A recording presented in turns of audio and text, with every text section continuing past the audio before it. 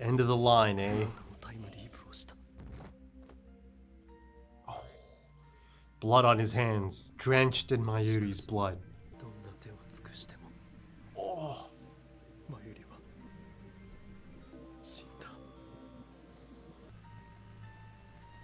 Oh, the blood moon. Oh, look at this. Yes.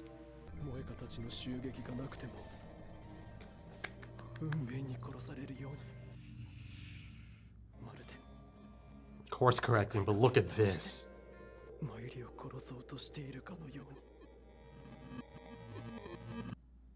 Kill Mayuri? That is so fucked up. Sitting ducks. Incredible opening.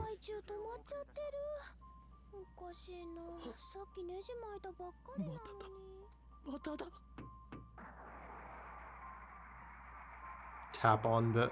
Ugh. Oh. Wow.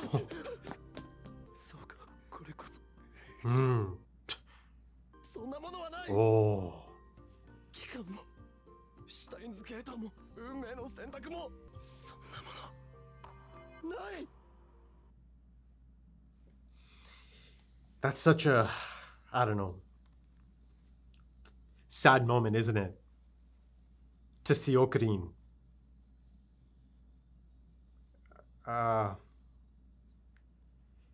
At that, right? At that point. I mean, this is beyond the breaking point, you know, stripped of all facades and yeah. I mean, listen, it's not a shocker. I've been going on and on about this, you know.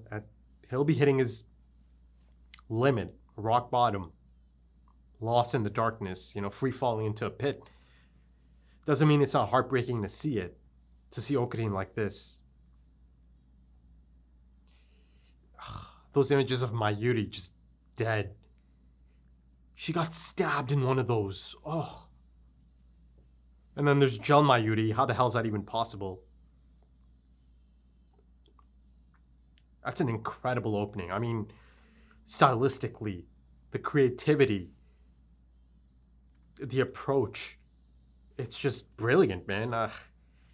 I'm being treated, you know?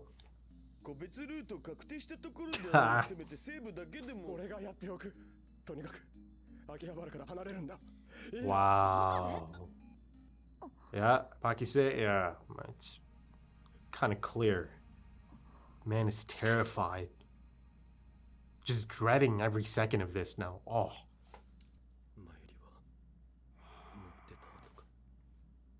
He knows by the second how everything's meant to play out. That's gotta be maddening. And he's tried it over and over at this point. Interesting approach. Ah, she sent a message. Ooh. Okabe Rintaro holding an actual gun?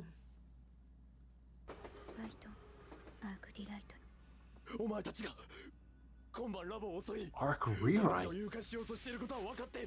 Look at this. She's still quite put together and casual about this. Rounders. Ah.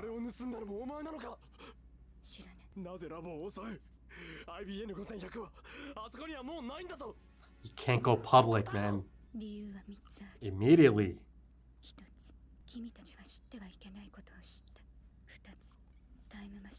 Wow, look at the backgrounds, man.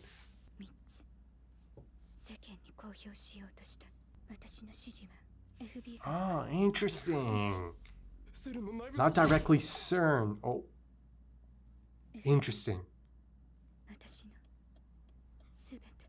You don't say.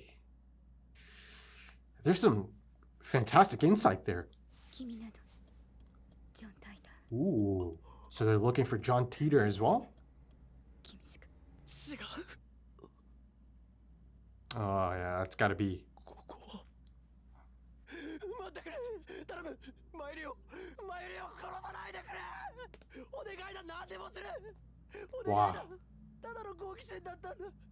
遊びみたいなものだったんだ。だからマユリだけは。もう遅い。 Wow. The acting on display here is just phenomenal, man.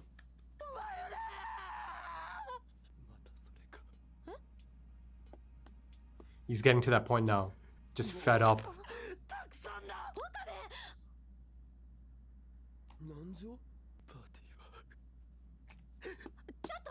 Look at that. Didn't even bother telling them to leave this time.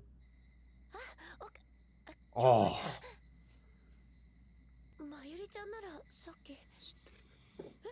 Punished Okarin. Shibuki-chan. Oh, he's unloading now.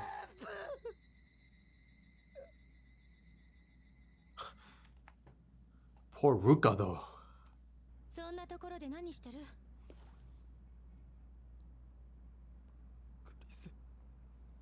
初めてまともに名前を呼んだな。何があった？いや、何が起きる？あんたタイムリープしてきたんでしょ。 It's time, Okarin. Now you've just gotta explain. You've gotta open up.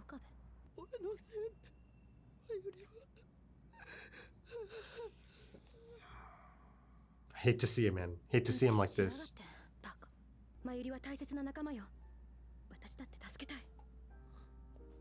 Look at this.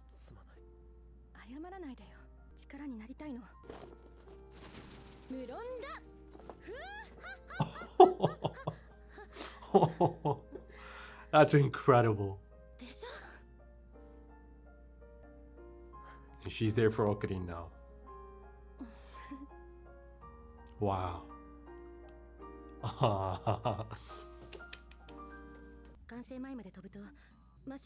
Exactly. Yeah, yeah. Interesting that Daru's being kept in the dark, kind of.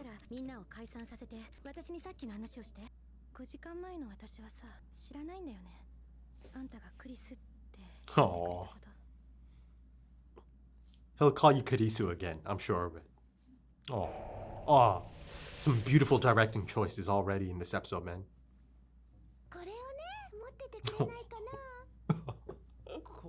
That voice, man. It's from Okarin's perspective now. That should do it.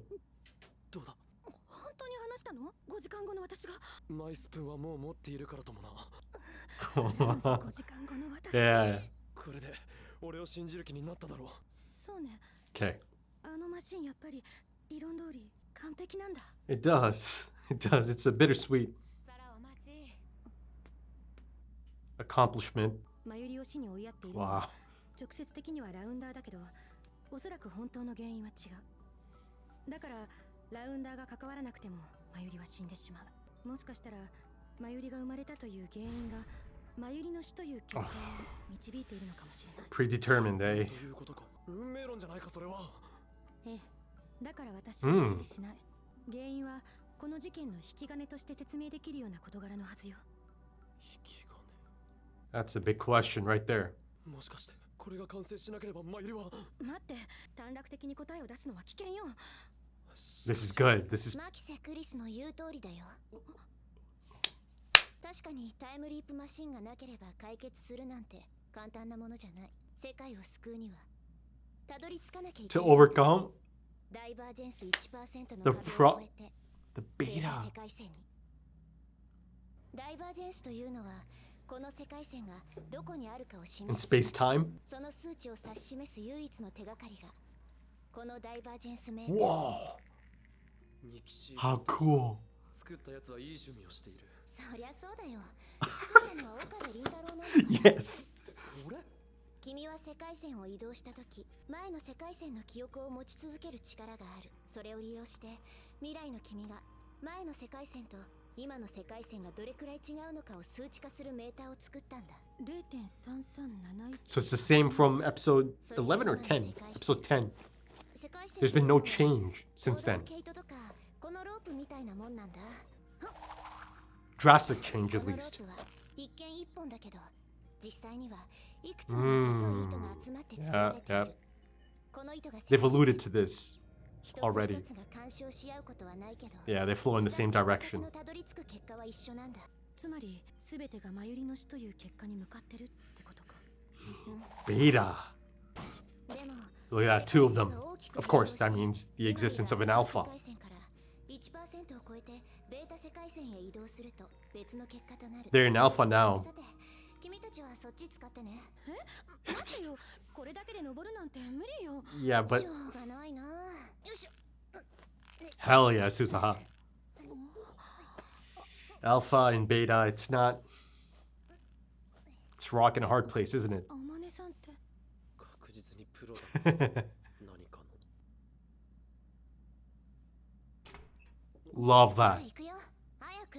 It just lets the moment linger. アルファ Oh, 世界線とベータ世界線は大幅に結果が tripped on memory lane. 未来が異なる世界線。本来行き来することは不可能。 Normally. D メールやタイムリープで過去改変を行っても移ることはできない。ただし世界に大きな事件が起きて、その選択によって未来が変わる世界線の分岐点のような年がいくつかある。最近だと湾岸戦争が起きた1991年、2000年問題があった2000年、そしてタイムマシンが開発された The eighth floor. Iconic. 2010. Oh my god. これって It is. 分岐が起きるときならアルファ世界線か The ら room. ベータ世界線への移動が可能になるんだ。どうやって移動するんだ。 Perhaps 待って。その前に that might facilitate あな that. たの正体を教えて。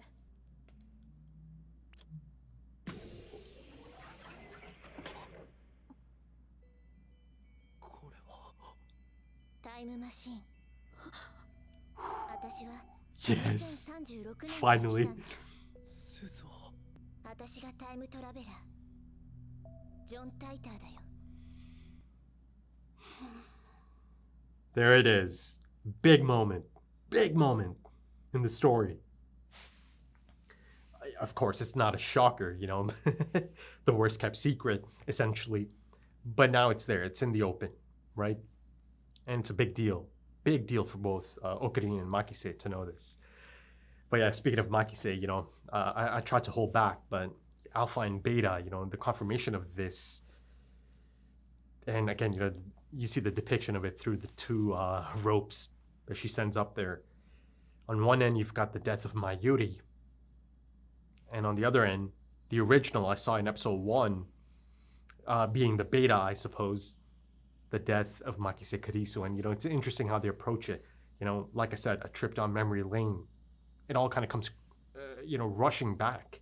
Though, you know, as you know, I've never actually forgotten about the events of episode 1 because I bring them up quite a bit. But, you know, that's by design, right? The familiar halls, the red light, the glow of that red light, the 8th floor. Wow. And then, of course, the time machine. Okay, folks, let's get into it. My goodness. I mean, you know, at this point, the story, the anime, is on such an incredible exponential incline, right? It's had this 3-episode run at this point, right? 12, 13, 14. That has just been phenomenal. You know, exceptional stuff. Some of the strongest stuff that I've experienced in anime, right? And that's not to say, you know, the stuff that came before it wasn't special. You know my opinion on the anime up until this point. I've enjoyed it so thoroughly that, you know, I knew a long time ago already that this is something that is going to be just, you know, one of my favorites. And now, after, you know, this stretch of episodes, and, you know, there's no signs of letting up either.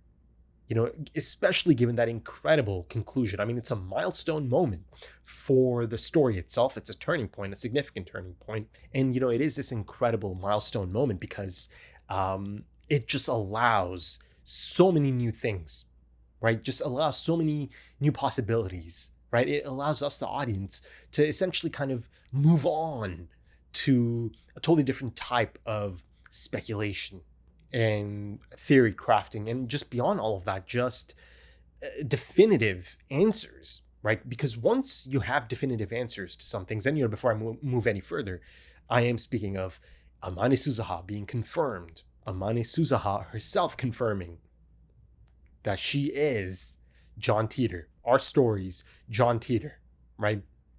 And it's an incredible moment. It really is. And that's, that's saying something, because it hasn't been a shocker, right? For a long time, because for a long time, it's been becoming more and more clear that, yes, this is a time traveler. I mean, that's actually clear. I should speak for myself, but I'm sure many of you share the sentiment, right? It's clear on her first appearance in episode 2 that this is a time traveler. A really, really good chance, a high chance, high likelihood that this is a time traveler. And not only that, she might actually be the person that landed on the rooftop. And, this is the thing I meant about confirmations and exciting things that it can now allow. I have official confirmation that indeed that is Amane Suzuha on the rooftop. That's kind of giving our Okarin, right? That X symbol, that sign to essentially stop, or, don't come in, or don't move any further, right? That's Amane Suzuha, right? The confirmation is just so exciting. And again, I can be excited even though it's not that much of a shocker. And I think that right there is great credit to just the pull of the story, the hold the story has on me, and the characters specifically have on me. I love these characters. I enjoy them so much. I enjoy their dynamic with each other so much. I care for these characters so much. And, once I begin to care about characters, right, once a story can make me care about characters, it does kind of significantly move up in terms of, my enjoyment and excitement for a story, my engagement of a story. Let me give you an example. Yes, it might seem a little bit odd, but it's just something that popped up in my mind. Stranger Things. It's this almost cultural phenomenon. You could say, at least once upon a time it was. I mean, it still is. I've heard about, the upcoming final seasons and how, I know there's a lot of hype surrounding it. And it is going to be, once again, the talk of the town once those seasons do drop, or those episodes, I suppose. And of course, like many other people, I checked out season 1 at the time of release. And yeah, for the most part, it felt like a decent season 1, right? But the thing that I simply could not get over is the characters. I just did not care enough about these characters. I just didn't. And if I don't care about the characters, then, there's just not that level of engagement anymore. If I don't care about the things that these characters do, or the things that happen to these characters, and that's not a me thing, that just applies to everyone, doesn't it? If you don't care about the characters, you're just not going to care all that much about the things that happen to them and the things that they put into motion, the choices they make, right? The choices they make to drive the story forward. So for, something like Stranger Things, I just stopped at season 1 because I had no urge to continue, because I didn't care about the characters. Right. And I'll be honest, a lot of times I find it difficult to care about child characters, right? But there's exceptions. There are exceptions to that, of course, and, I think one of the main exceptions is in anime, actually. But yeah, just something about live action children characters. It's a bit tough for me to, really engage and care about these characters. And maybe that sounds kind of harsh, or maybe that sounds kind of strange, but I don't know. It's just always been a thing for me. I find it a bit more difficult to connect with child characters and actors. Again, there's exceptions, many exceptions in film and television, but for the most part, Stranger Things, prime example of that. Could not care about all of these characters, essentially all of these child actors and characters. But I digress. Let's get back to something exceptional, and that's Steins Gate. And the things that are at play in this episode. Hell, this episode kind of almost felt like a mini Odyssey, right? Because of the amount it's able to fit into this runtime, right? And still have it feel just so engaging. At no point did it feel like it's rushed or anything, And that's the reason I call it this mini odyssey packed into a 22 minute anime episode, because it's a tale of two halves for sure. There's quite the tonal shift. One half is, of course, Okabe Rintaro, stuck in that essentially self-imposed cycle of hell, right? Because there's no other option, there's no other choice, right? But even that catches up to him, right? He's fed up, he's finished, he's hit his rock bottom, right? He could continue no more. There's those moments as he's just completely defeated, right? Just a broken man. And he has no sense of direction anymore. And yes, of course, it's kind of presented in a bit of a montage fashion. But I'm going to go ahead and assume that, he's been at it for a long, long time, right? And I think you can kind of, you can just see that through the presentation of the montage, right? And it's just a phenomenal presentation at that, isn't it? Right? Just the art direction, the editing style, the directing choices, the use of color. It's one of those moments that really kind of pulls you in, right? And puts you into Okarin's mindset. At least it did that for me. I kind of felt that I'm trapped in there with Okarin, right? And that's due to the presentation of that scene. And again, I'm speaking of that opening, that incredible, haunting opening, right? I'll get to that, man. Of course, I'll get to that. But I think it's key that I kind of stick to the conclusion here and kind of build on the conclusion and kind of go through some of these doors that have been opened now, right? Because ultimately, Okarin's help has arrived in the form of Makise Kurisu. First of all, right? She understood. She saw the pain. She saw just the suffering on display. She just saw it in his eyes, and again in his expression as well, but in his behavior. She understood, as she has in every single iteration of this, right? She arrives at the same conclusion. Something is up. It appears that he has used the time leap, and I'm going to ask him that, you'll have to explain this to me at some point, okay? Promise that you'll explain this. And once again, she sees it. She understands that this man is suffering right now, right? And she takes the initiative to approach him, because she also understood that as much as he's suffering at the moment, right, that just simply means something so dramatic and drastic and mind-blowing, right, and heartbreaking must have happened, that he is taking every single precaution to shut everyone out, right, for their sake, essentially, from his perspective, because he simply just does not want any more of them to get hurt, right? And, once again, he cuts an isolated figure. There's that really powerful moment inside of his lab as he's the one person, once again, solo once again, right? Just dreading every single second, right? And you see the tension kind of break almost through, the drop of the water, right? The water drop from the tap. And it really is kind of able to execute that perfect balance of, okay, the time is at a standstill almost, yet it's also just kind of slipping through his fingers, again, like the sands of time, right? It just strikes a perfect balance, just like how as a whole it strikes this perfect tonal balance as well, right?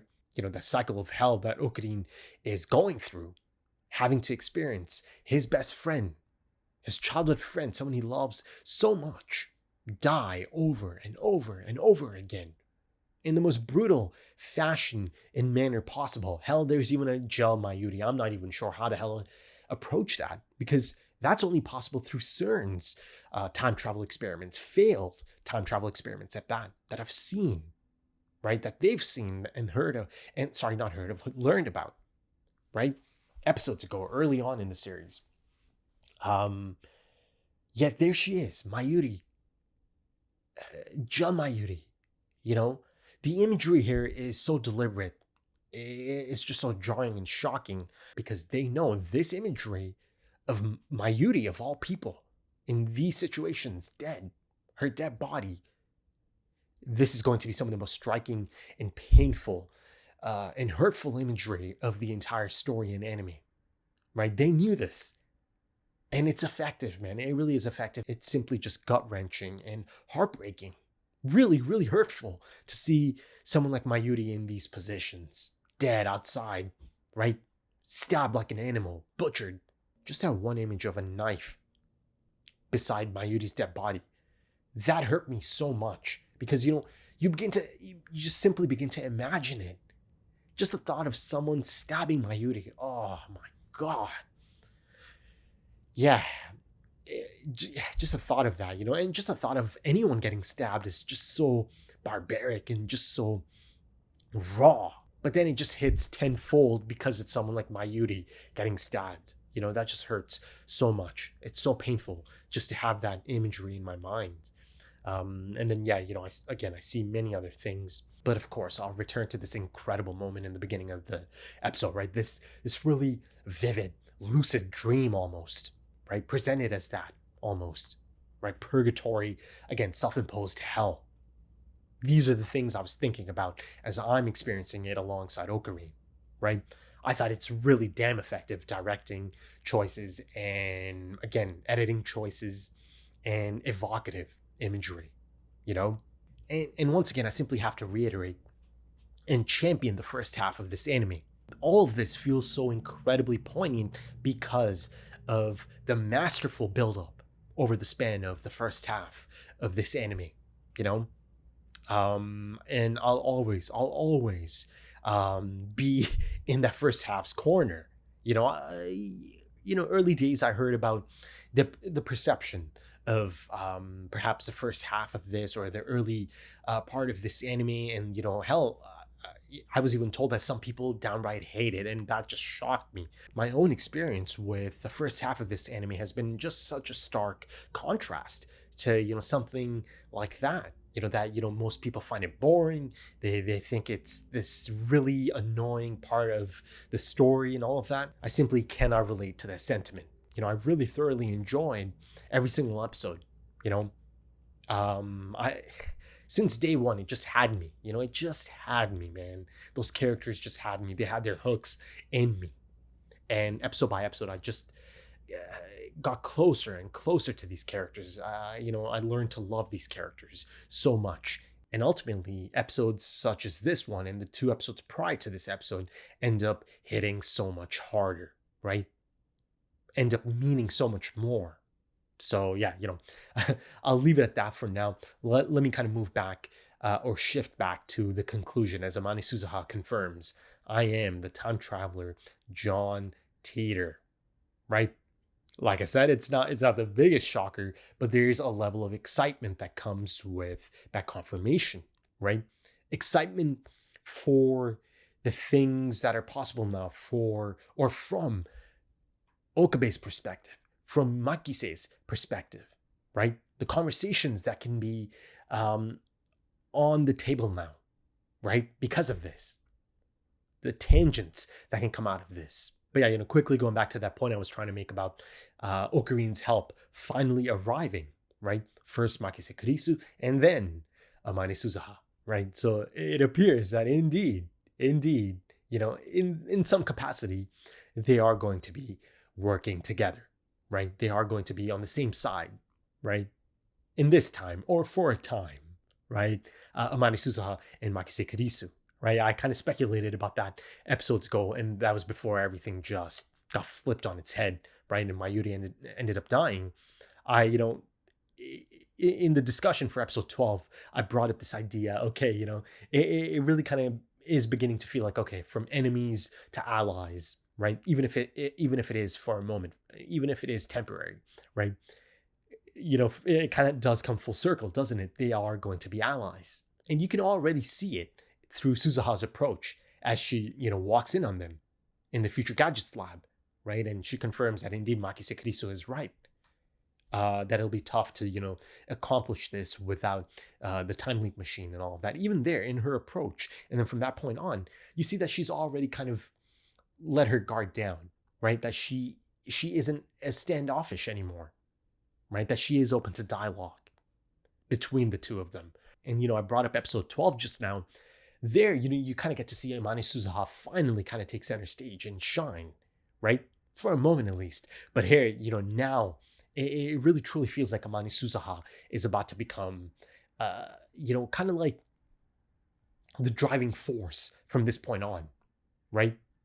Given, again, her knowledge from the future, or of the future, of her future at least, and her potential role in guiding the people in this time, right? Or at this moment in time. There's a confirmation, right? Many confirmations, but one of them is another exciting one. She confirms that it's actually Okabe Rintaro, right? That made this divergence meter. And how fucking cool is that? That just kind of slipped out, but that's just how I feel about it. How cool is that? I simply need to acquire something that's just similar to that. I'm not even sure how much something like that is going to cost, but I'll pay it, man. If it's something that's really, really close to that, I'm not sure if it can actually function in the same capacity. Maybe you can have a clock, right? The running time and all of that. But yeah, I'll have someone look into it. Maybe one of my brothers, I'll get them to, look it up or something, to see if, something like that is out there, because I have to be careful about spoilers, potentially running into spoilers. Now, Etsy is usually the go-to for this type of thing, like a fan-made thing. But that is just so cool. There's just something so steampunk and retro future about that. And she confirms to Okarine and Makise that indeed it's Okarine himself, his future self, that actually built this meter, right? Because again, he's the outlier, right? He's the only one who has reading Steiner, the ability to retain their memories across timelines, world lines, right? Now, see, that right there is another really interesting thing, right? Because again, if you go back to, the chat logs on, again, that forum, all the way back in episode 2 even, right? It's something I always kind of bring up, this idea that, okay, whoever John Teeter ends up being, they know that, this is something that's possible. Of course, now, it's all been confirmed that it's Suzaha. But back then, one of the major talking points I had was that, okay, whoever John Teeter ends up being, they know that this Hoen Kyoma person has the ability to retain their memories across timelines, right? Because they said, or John Teeter at the time said, oh, you must have met me in another world line. So building on that, at some point, around the time I kind of begin to arrive at the conclusion that this could be our John Teeter in Amani Suzaha, I begin to, attach that to Amani Suzaha, that, okay, she seems to know that, Okarine is this person who has a reading Steiner ability, right? There's a good chance she might know about that. But then later, once John Teeter, makes that request to be the savior and, guide us beyond the 1% divergence, true freedom, the promised land. And, I was about to say that because it was beginning to ring a bell. And then she throws in the beta line aspect of it, because at that point in the lab, she is beginning to say something that just sounds really familiar, right? She's beginning to say essentially the same thing she said in the message as John Teeter episodes ago at this point. The thing is that aspect of it hasn't really been brought up again, the savior aspect of it specifically. But ultimately, it appears to be the same thing altogether anyways, right? It could have been an attempt to, kind of rework it or reword it in a manner that might be a bit more, I don't know, acceptable or digestible or alluring to someone like to Okarine, but it kind of had the opposite effect because he just freaks out, right? Rightfully so. That's a lot of responsibility. That's quite the request to make of someone. But here, she begins to say something really similar. To save the world, you need to overcome the 1% divergence barrier, right? And reach, I was about to say the promised land, and then she said beta, right? The beta world line. That really kind of took me. That's a completely new concept that's been introduced. At that point, I was thinking, okay, she's just kind of rewording it. And, now it's becoming clear that, of course, the whole thing kind of encapsulates Mayuri's death. But of course, the introduction of this new concept, right, the beta and the alpha timelines or the world lines, that kind of brings up something that's been almost buried since the early stages of this story, right? Slowly, it's kind of almost pulling it out of under the bed, if you will, right? And I am speaking of the events, the shocking events of episode 1, right? Again, surrounding Makise Karisu specifically. And like I said, the presentation here is so effective, taking us back to the radio building, right? Amane Suzuha specifically taking both of them to the radio building, within the halls of the radio building, and then into the room, then into the time machine, right? Or into the room that has the time machine at the moment. And again, the confirmation that indeed, this is a time machine that allows corporeal time travel, physical, traditional time travel. Just that it's a bit of an incredible thing, right? Given the context that I do have, given the things that are possible and not possible at this moment in time, as far as time travel is concerned, again, within the context of the story, right? Yet, they somehow break through, or they make that breakthrough, right? And they do make it happen. And by they, I mean the Future Gadgets Lab. I'm just kind of assuming, it's just this ongoing thing, right? That ultimately they decided, or Okabe decided that, this is how maybe, they could take the next step, right? That there simply is no other choice but to crack the code. Against all odds, they made it possible. Somehow, they made it possible, right? This type of time travel. And, it does kind of feel like it might have been out of necessity, right? That they do kind of stay on that, right? That ultimately, that might have been their only option, that they have no other option but to crack the code of this type of time travel, right? And how that could possibly help, right? In a lot of these situations that are kind of at play at the moment, because there's quite the conundrum at play now as far as the alpha and the beta is concerned, right? It's quite clever, right? It's quite dramatic. And yeah, it's like I said, it's a rock and a hard place. You can almost immediately see the direction it's heading into. It's clever. It really is. Because it's never going to be smooth sailing, is it? No. But, quickly kind of going back to the point I was making about, again, Suzuha being John Teeter and then posting on those forums or the message board. It's a bit inconsistent, isn't it? Her approach. Because you can't really technically slip up as you're messaging, right? Unless it's legitimately just, instant messaging. And maybe she did slip up, this idea of, okay, maybe you saw me in another timeline or world line. But then later, as she messages Okabe and, makes a request, to be our savior, to become our savior, to take us beyond the 1% divergence, breaking point, true freedom and all of that. There, or, within that chain of messages, John Teeter, or again, Suzuha, said something like, no one's ever been known to actually retain their memories across timelines and world lines. And again, they kind of do a bit of a fake out as well. They show us Moeka.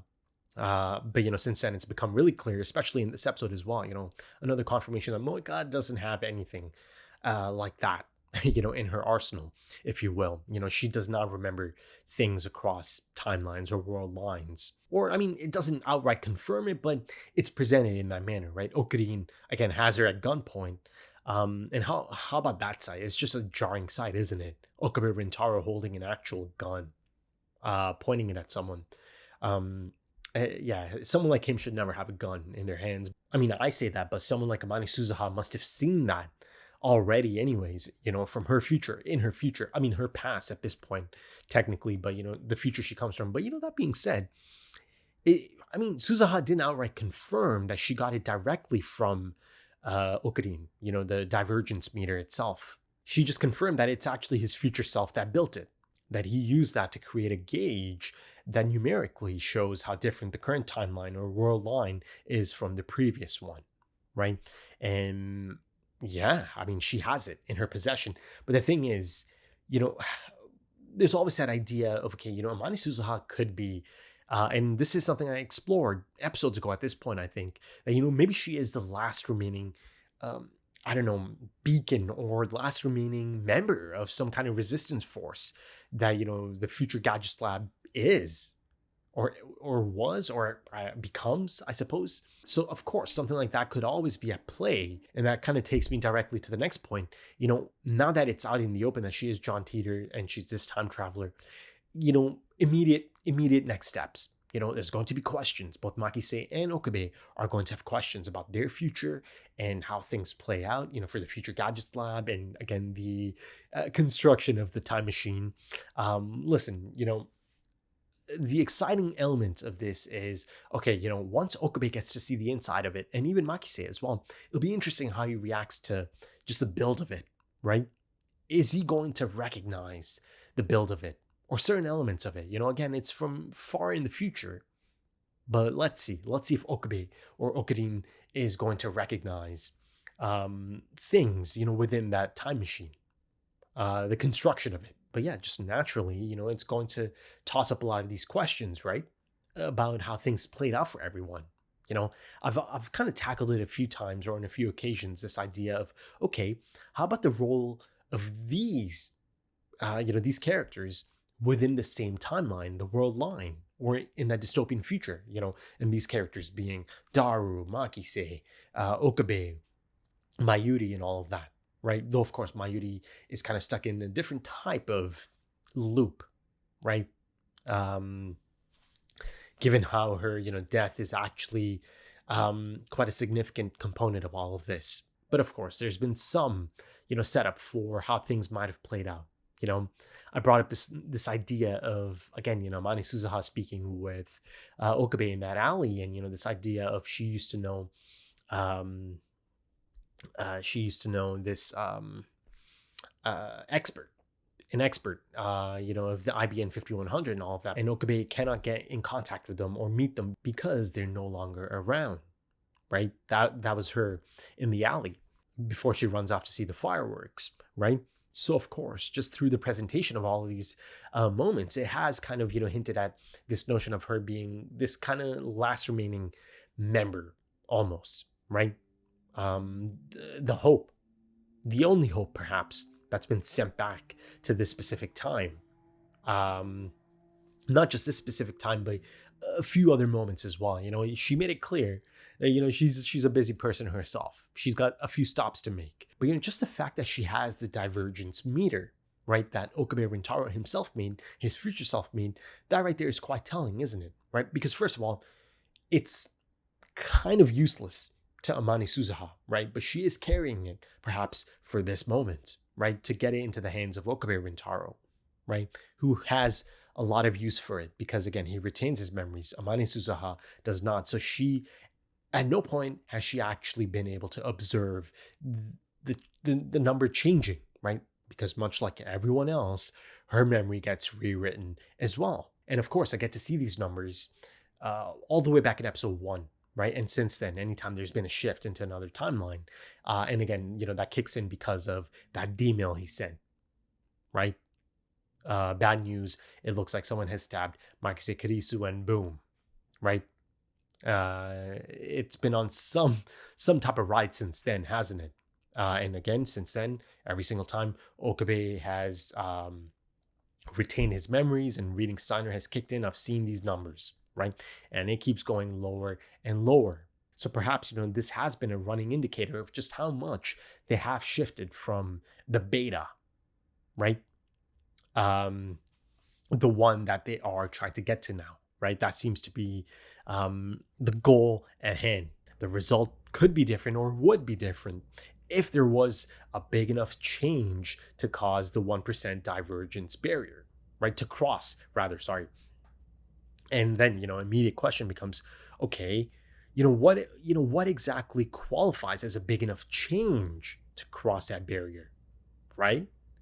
I suppose I'll find out. I'll find out soon enough.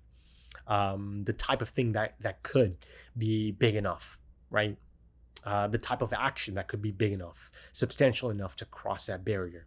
And then the result could be different as far as Mayuri's fated death is concerned. But then again, there's that really exciting opening, right? This idea that, normally it's impossible to travel between them, alpha and beta, right? And again, no amount of D-mails and time leaps will get you there. But there's these really significant moments in time. I think she specified that there's a number of points in time, where major events occur. And, these are the types of events that can lead to separate futures, depending on the choices that are made. Essentially, coming at a crossroads. And of course, she gave us a few examples, right? Be it the Gulf War in 91, the Y2K problem in 2000. Yes, 2000 is a significant component of this narrative. It is. But I think the key component of this, and the key example of this, is the year the time machine was developed in 2010. And of course, that means the first D-mail, the first successful D-mail, right? That kicked it all off.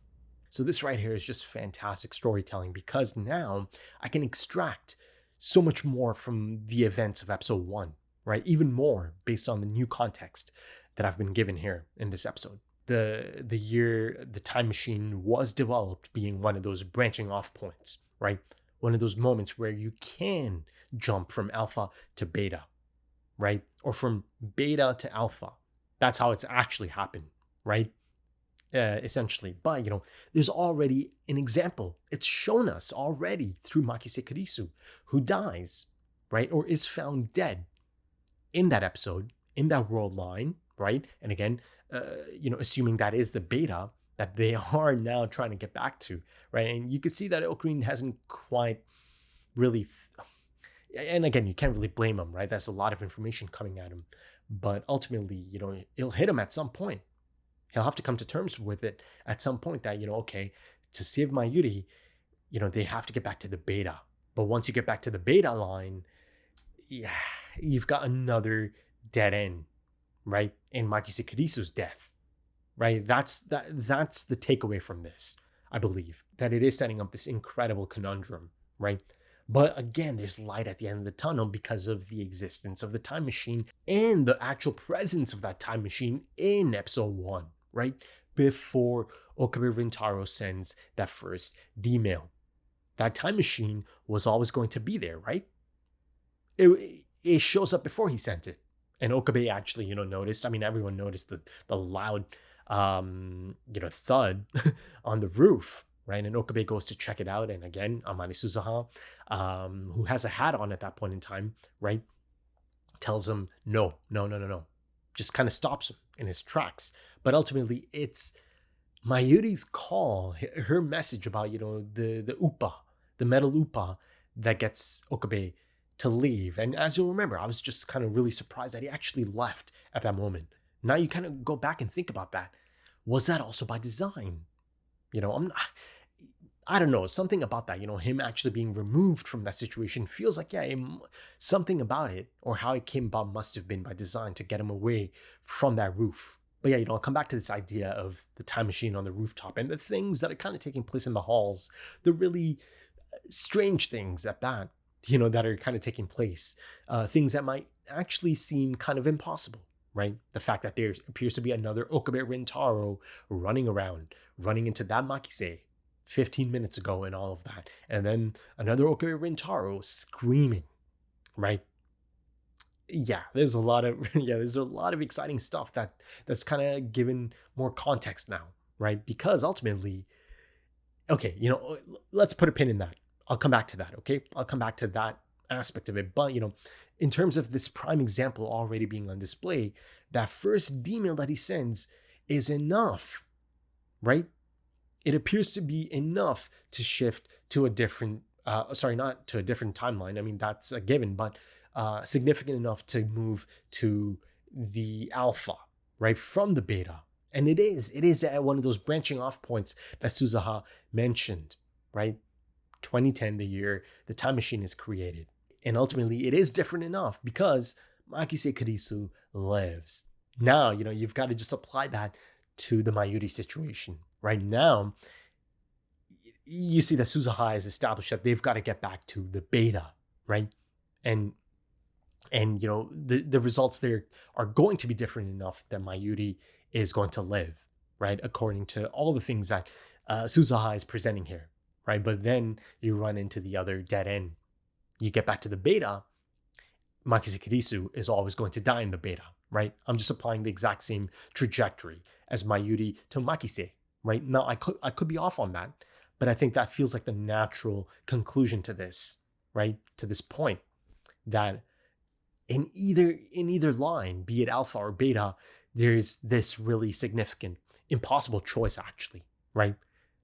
So it's great setup. But again, that being said, I've only seen a glimpse of episode 1, right? So I'm not, maybe I should reel it back in a bit. I don't know for sure if Makise Kirisu's death is considered the exact same as Mayuri's, as far as, okay, this is, all roads lead to Mayuri's death, right?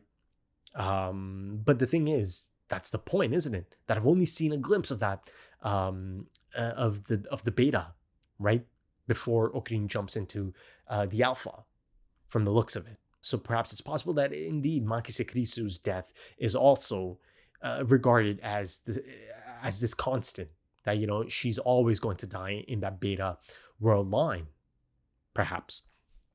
But here's the thing, now I can kind of go back to my point about there being a time machine present in that timeline, or in that moment at least, on the rooftop. And again, there being an Okabe Rintaro running around in the halls of the radio building, right? And running into Makise Kirisu. Clearly, again, as she said 15 minutes ago, you almost said something to me, right? As she pulls this Okabe Rintaro out of Dr. Nakabachi's presentation, right? And that presentation is, again, a presentation that includes talking points, ultimately plagiarism or plagiarized from John Teeter's talking points or his claims. I say his, but ultimately that's Suzuha, right? That John Teeter from 2000, the one that lands in 2000 and not in 2010, is Suzuha. But again, there's a bit of a speed bump here, right? Because Okabe said, he noted that, so John Teeter is now a Japanese person, right? Meaning that, okay, John Teeter is meant to be American, right? The 2000 John Teeter, the one Dr. Nakabachi ripped off, right? But in universe, in the context of this story, it has to be Suzuha, right? That has to be John Teeter. But let me circle back to this exciting notion, this exciting idea of the actual time machine and its presence in episode 1. To me, that appears to be this idea at play that, okay, and this is me just really, really trying to look at the end game of this. But the end game of this is the opening of this as well. But you go back to episode 1, beginning is the end is the beginning. That idea in that time travel narrative, it's clear that Okabe Rintaro is not happy with making a choice. I mean, of course, you're not going to be happy with making a choice, right? I think Okabe Rintaro goes all in on trying to save both of them. First of all, Mayuri, and then Makise Kirisu as well. And I think that's exactly what I'm seeing in episode 1. That it is a future Okabe Rintaro and Suzuha together, right? I feel like the confirmation of the time machine and Suzuha being John Teeter and all of that, it finally almost helps me lock in one of my running theories that indeed, that might have been an Okabe that traveled with Suzuha, right? And they landed on that rooftop. And now, of course, Okabe is running through those halls and trying to, take care of these things, right? But that being said, just because they're trying doesn't mean that it's effective or that it's worked out. Our Okirin does come across the dead body of Makise. So is that already almost immediately kind of confirming it for me that no, they're not successful, right? At that point. But the thing is, with all of these conundrums and a time travel narrative comes a lot of different ideas and philosophy, right? Be it fatalism, determinism, right? Escapism, predeterminism, and free will, right? Or perhaps just the illusion of it even, right? Now it's getting to that stage, right? Perhaps a business end of the story, right? These ideas are going to be coming into the mix, right? They often do in these time travel narratives. At some level, it's been at play, right? Since day 1 as well, of course, since episode 1. But also, if you are looking at something like free will, the idea of the butterfly effect or, consequences, right? cause and effect, or actions have consequences. That's been a constant already of this story, of this anime, of this time travel narrative. So there's already some really interesting things at play here, right? And I'm excited. I'm excited to dive into that as these episodes play on, right? Now again, it really kind of truly feels like it's getting into the business end of it all, right? That it's kicked it off now. I mean, it kind of kicked it off a couple of episodes ago, right? But now, like I said, a milestone moment. Our time traveler, Amani Suzuha, has confirmed that she is a time traveler and that this is a time machine. But yeah, ultimately, it kind of feels like this time machine, the one Suzuha traveled in, it kind of does appear to be the Future Gadget Lab's crown jewel, right? Their breakthrough, their crowning achievement, right? Cracking the code on corporeal time travel, physical time travel. Because again, like I said a little bit earlier, perhaps simply put, they felt that this is something that had to be cracked. They had no other choice but to, really go all in on this, right? And because of that, some things could be possible, right? And again, I've seen it at play since all the way back in episode 1, right? That's kind of my running understanding or take on this at the moment, right? That this is a necessity, the time travel machine itself, that this was a step that had to be taken to achieve some of these intended goals of theirs. And, calling it goals kind of feels like an understatement, doesn't it? Because there's life and death at play here. But let's kind of shift the focus to a few other moments. I still have to kind of get to the Moeka confrontation, right? There's some juicy stuff coming out of that as well. But for now, let's focus on Makise Kurisu, right? Makise's big moment. Makise Kurisu is there for Okarin at his lowest, right? At his most confused and fed up, at his most directionless, at his most human, right? She truly kind of gets to see the core of Okabe Rintaro, the heart of the man. And it's been shattered into pieces, a million pieces, right? But she's there and she's willing to put it back together again, right? And it's one of the standout moments of the anime. I mean, simply put, it's because she wants to be there for Okabe Rintaro in these moments, right? Okabe's been there for Makise, and she takes quite an interesting approach, doesn't she? She allows herself to take this approach. This is something really out of character for Makise Kurisu, right? But in these moments, it did not matter, right? That it's in public. It simply did not matter to her. The only thing that mattered at that moment is helping her friend, right? Perhaps someone that could be a bit more than even a friend, right? You see Okabe. There's these really beautiful shots of Okabe just kind of looking up at Makise, almost as if, he's falling in love in those moments, if he isn't already in love. In that friend's moment of need, she allows herself to just let go, right? She does the pose, she does the laugh, and you could just tell that this is simply not something she's going to be doing for anyone else, right? She's quite conscious of her public image. But again, in that moment, none of that mattered, because the only thing that matters is helping her friends, right? As she tells him, I consider Mayuri a close friend, and I do want to save her, right? And then, of course, beyond that, Okabe Rintaro, a friend, and perhaps someone that could be a bit more than a friend even. But yeah, like I said, it's incredibly charming, it's cute. It's this wonderful display of empathy and love and care, right? For someone that you do care about. And, just that moment as their hands kind of come together and she lifts him out of that pit, out of the darkness, out of that free fall.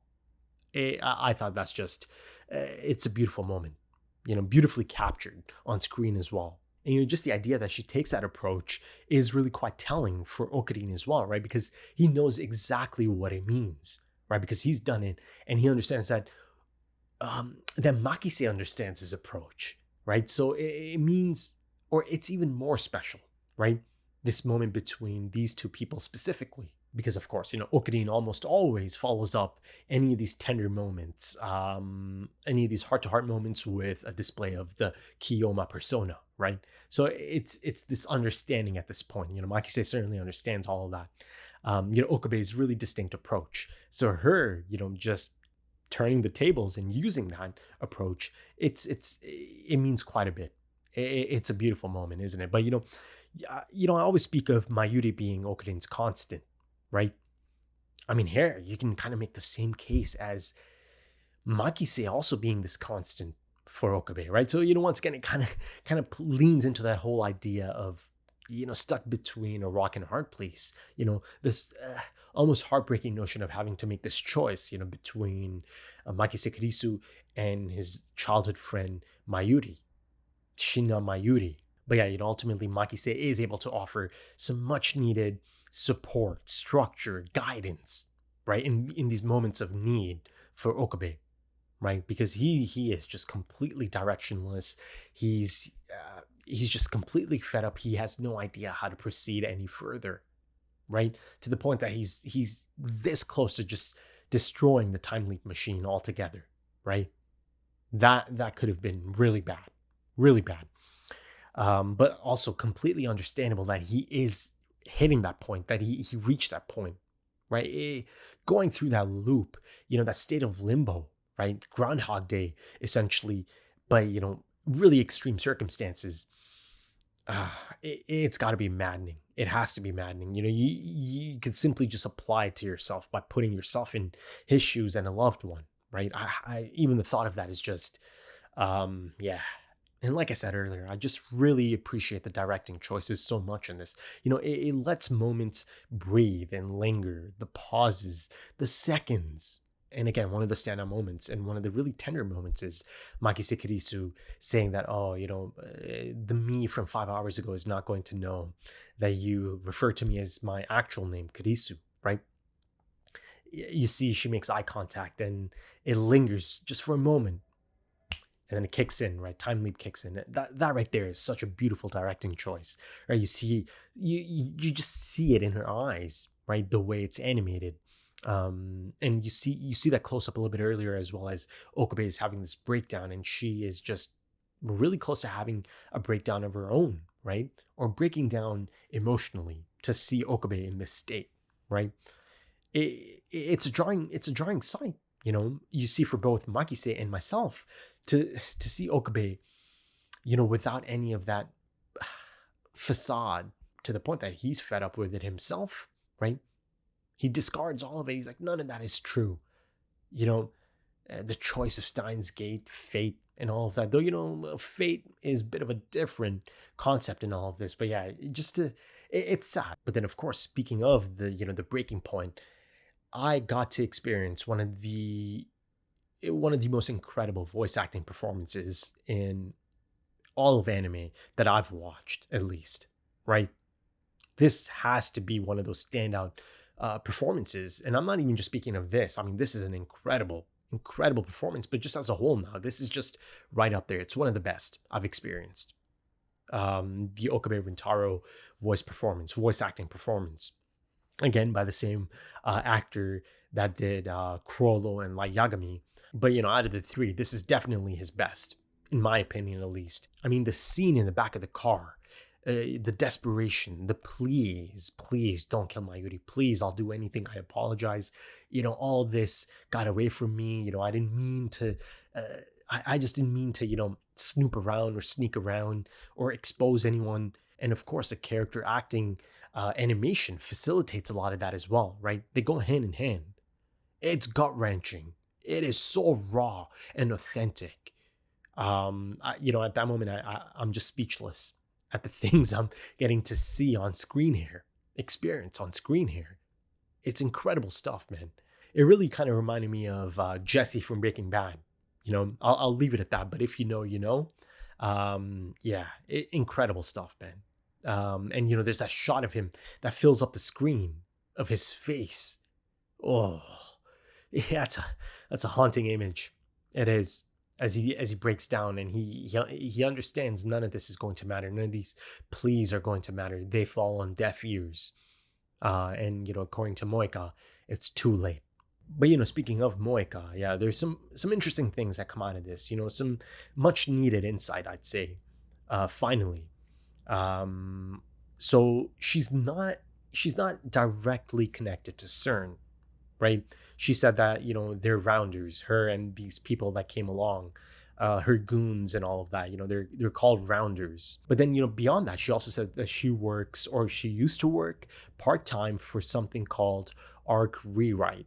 Now listen, at first, you know, I was kind of beginning to think, you know, that you saw, you know, how my eyes lit up. I was kind of beginning to think about a third party, almost kind of like an adjustment bureau almost. But then if you kind of sit back and think about it, you know, this idea of her saying that she used to work part-time at this place, it just might be a normal job, right? But it's name dropped, Arc Rewrite. I mean, it sounds really cool. And again, because of that name, I kind of go down a bit of a rabbit hole at first. But again, you know, I don't want to go off on some kind of tangent. But yeah, she said that they're rounders and that their mission is to retrieve the IBN 5100, right? And she also confirmed that she receives her orders from FB, right? This facilitator, this middle person. But also, ultimately, this person that means quite a bit to Moika. As she put it, FB is my all. And again, this is someone that she's never actually met in person. Yet she's legitimately attached to this person. I mean, almost borderline obsessive over this person. And the thing is, you know, she's not even entertaining the idea or the possibility that she might be being used. Right? That's always a possibility here. But of course, you know, speaking of the performance itself, you know, it continues. Be it that breakdown in front of Ruka, right? Be it that breakdown in front of Kurisu as well. You know, he finally just lets it all go. As he looks up, you know, there's this incredible moment as well. You know, you can just see it in the way it's drawn, you know, that look of help me in his eyes. And it hits Kurisu quite hard as well, right? It's just great stuff, man. Really good stuff. Exceptional stuff. But, you know, there's a really interesting moment, right? As he time leaps, and, you know, this is after, you know, him and Makise plan everything out and they have the passcode and everything just in case. You see the Makise just from 5 hours ago is rather skeptical, right? Really skeptical, right? And that throws Okurin for a loop, right? He's just bamboozled. He's like, huh? This is not how it's supposed to play out, right? But again, you know, the key component there is that the Makise from 5 hours from now, she felt comfortable enough saying those things to Okurin, right? Because they had that moment, you know, the heart to heart. They really kind of connected on a different level. And, you know, she's embarrassed. This Makise Kurisu is embarrassed that the Makise from 5 hours ago said this thing to him, you know, this thing about the forks and the spoons. So clearly it is something that she's a little bit surprised about, really surprised about. That again, herself from 5 hours from now was able to open up to that extent, right? And share this. So that right there is perhaps quite telling as well in terms of the meaning of this passcode, right? The meaning it might hold. But yeah, going back to the time machine itself, you know, it's been lodged into the side of the building, right? So you simply have to ask the question, is it completely functional at this moment in time, right? Has it sustained any damage at all? You know, but the thing is, I'm sure that Susaha has already been here, right, to check on it. You know, surely this isn't the first time she came back, right? I mean, you know, just a few episodes ago, you see her ride up to it. And not only does she ride up to the building itself to have a look at the machine, she actually takes off in it, right? And of course, Okurin he could not let that be. He made the choice at that time, again, to send an email to make sure to stop Susaha, right? And that right there was a big choice as well, right? So let's see if anything at all came out of that. But, you know, before making that choice, she is able to take off in that time machine, right? And that time machine was lodged into the side of the radio building, right?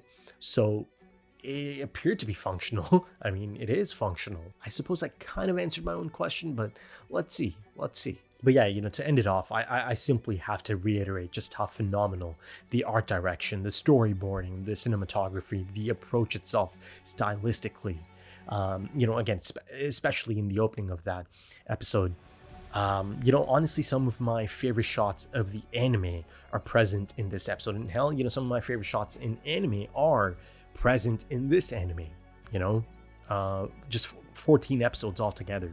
You know, some of those shots that have the color kind of drained from it, yet, you know, red is quite prominent, right? Be it the blood moon, the sunflower, I suppose, be it the umbrella on the rooftop, right? The gears covered in blood. the lights, the red lights. Okarin being drenched in Mayuri's blood that's raining on him. It just kind of presents a lot of these moments in a totally different light. Just something as simple as that umbrella shot, right? But this time the red umbrella, and just all of the color drained from the rest of it. Sometimes simplicity can be quite poignant, but yeah, as a whole, I'm just going to have such a blast going through all of these shots again, right, and setting them up for my post-episode portion as a backdrop for that. Yeah, I mean, this is incredible stuff, exceptional stuff. It really is. But yeah, I think I'll end it off on that note. If you enjoyed that, consider dropping a like, consider dropping some comments, give me your thoughts. If you are interested in early access to the next few episodes right now, or timer-based full length or full opacity, no opacity mask, clear footage, consider checking out the Patreon page. The links are in the description and the pinned comment. Also links to social media if that's your thing. Right then, thank you so much for joining me, folks, and thank you for your time, because time is precious. It really is. And I do hope to see you again soon for episode 15. Until then, take it easy.